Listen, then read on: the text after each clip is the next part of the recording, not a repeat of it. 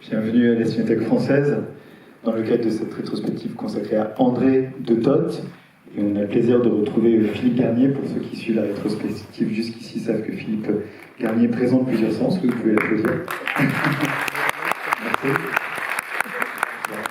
Philippe Garnier qui est un spécialiste de l'œuvre d'André de Toth et qui demain viendra plus longuement discuter après la projection de Pitfall à 14h30. Et à l'issue de cette discussion, vous pouvez d'ailleurs poser vos questions, il signera son ouvrage André de Toth, Bon pied, bon oeil, à la librairie de la Cinémathèque. Donc tout ça c'est demain. Mais aujourd'hui, il va vous présenter Le Cavalier de la Mort et on le remercie.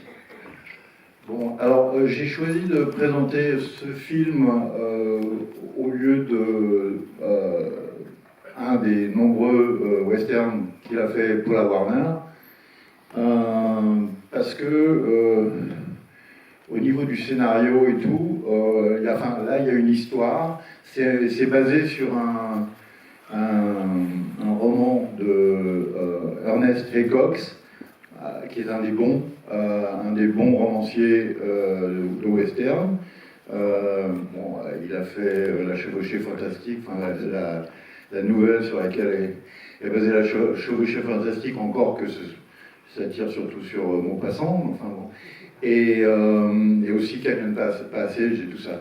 Donc, à la Warner, il va jamais hériter d'une histoire comme ça, c'est-à-dire avec des vrais personnages, des personnages qui évoluent, en particulier le personnage on peut pas dire méchant, parce que c'est pas un méchant carton-pâte, c'est vraiment un vrai personnage, c'est-à-dire quelqu'un qui veut jamais partager, qui n'est pas simplement riche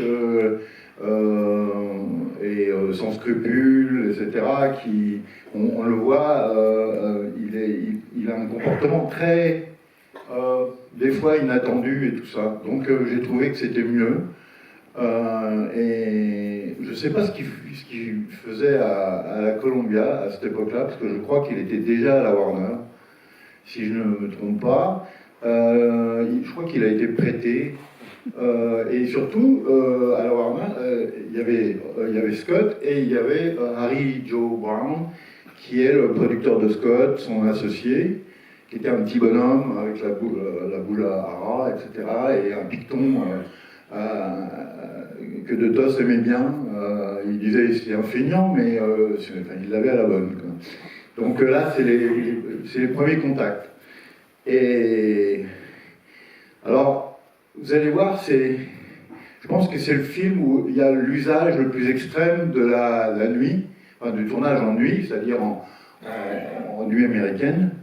Il en fait un usage même un peu complètement zarbi des fois. On ne sait pas pourquoi cette scène est de nuit. Alors bon, évidemment, il y avait une bonne raison. Lui, il avait deux bonnes raisons.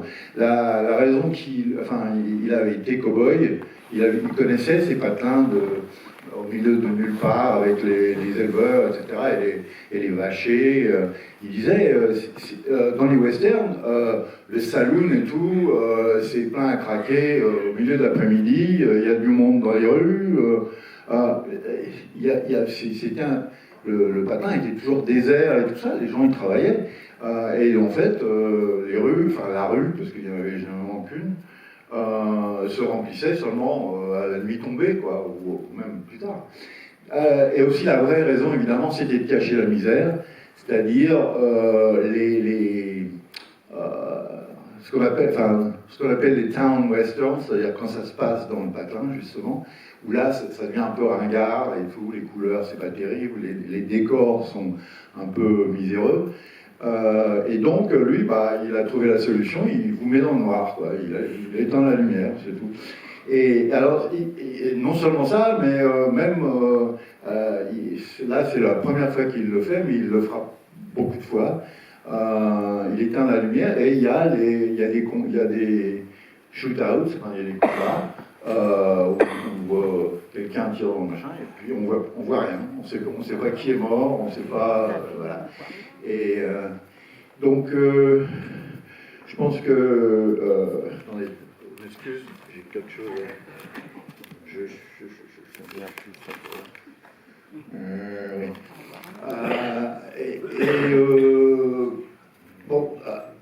Scott.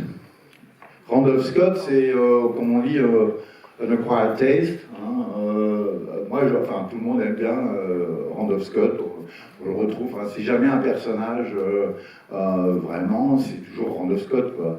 Et de Toth, il l'aimait bien aussi, mais il a fini par en avoir un peu marre parce que il y avait un manque d'ambition pour ces deux hommes, justement, Scott et Harry Joe Brown. Ils disaient toujours, ouais, ils étaient là, juste avant une scène, au lieu de regarder le script, etc., ils lisaient le Wall Street Journal et ils vérifiaient s'ils avaient encore gagné des millions avec leur puits de pétrole et tout ça.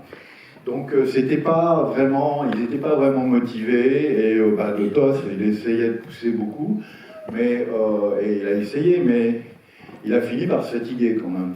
Ils en ont fait 7 ensemble, je sais pas. Et au bout du compte, il les a laissés tomber, il a quitté la Warner, et en fait c'était bien parce que Scott après est revenu à la Columbia, et il a commencé à travailler avec Bud Buttigieg, et là il y avait des vrais scénarios, il y avait des vrais méchants qui vivaient, enfin, hein. Et il y avait Burt Kennedy qui était le scénariste attitré, et lui, il savait vraiment écrire les méchants avec des acteurs comme Lee Marvin et tout ça. Bon, là, c'est le début des westerns Warner et tout. Il n'y a pas ça. Il n'y a pas ça. Il y a même, des fois, malheureusement, les clowns, ce qu'on appelle comic relief. Dans les westerns, il y en a toujours. Comme il y a toujours une femme, deux, enfin, c'est un peu quand même, c'est bien ciblé. Et là, il y a Alfonso Bedoya, qui, vous connaissez sans doute, c'est toujours le sidekick de John Wayne dans les westerns produits par John Wayne. C'est un ami, et voilà, vous allez le voir, il fait le clown.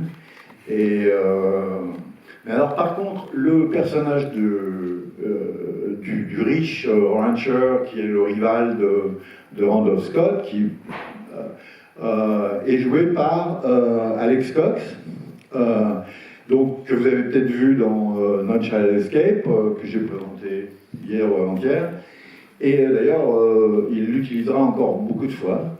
Et c'est très bizarre de le voir dans un western, parce qu'il n'avait pas vraiment le physique pour ça. Et en fait, c'est très efficace. C'est un peu pour ça que j'ai choisi ce film. Et aussi pour, justement, toutes ces nuits américaines,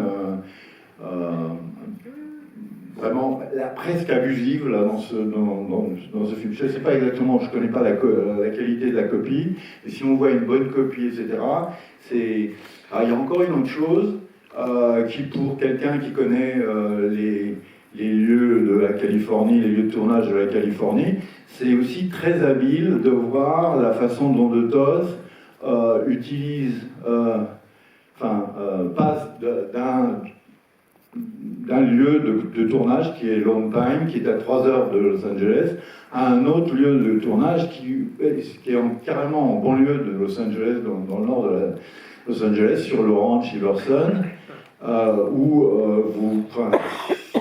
moi, par exemple, je reconnais il y a des rochers que je reconnais, parce que Hollywood a tourné là-dedans depuis Buster Keaton, quand il faisait l'homme préhistorique dans The Three Ages, quoi. Donc, de temps en temps, on reconnaît le rocher, et une minute après, on est dans la formation rocheuse des Alabama Hills à Lone Pine, qui, justement, a servi beaucoup de décors, pas simplement pour les westerns, aussi Gunga Din et tout ça, parce que c'était des formations rocheuses où il y avait tout. Il y avait des dunes, il y avait des rochers, et il y avait sur fond de montagne, parce que High Sierra a été tourné aussi, là, avec Bogart, a été tourné là-haut. C'est un lieu presque iconique. Enfin, Tarantino a tenu à y tourner avec Django. enfin, quand on connaît un peu les trucs, c'est assez marrant quand même de voir les poursuites, etc. C'est presque, il commence la poursuite là, et puis ils la finissent à Chatsworth, ou je sais pas quoi. Donc c'est assez marrant. Voilà, bonne projection. Merci Philippe. Sur la copie, une précision bien sûr, c'est une copie 35 mm que vous allez voir, ici des collections de la Cinémathèque française. Bonne projection.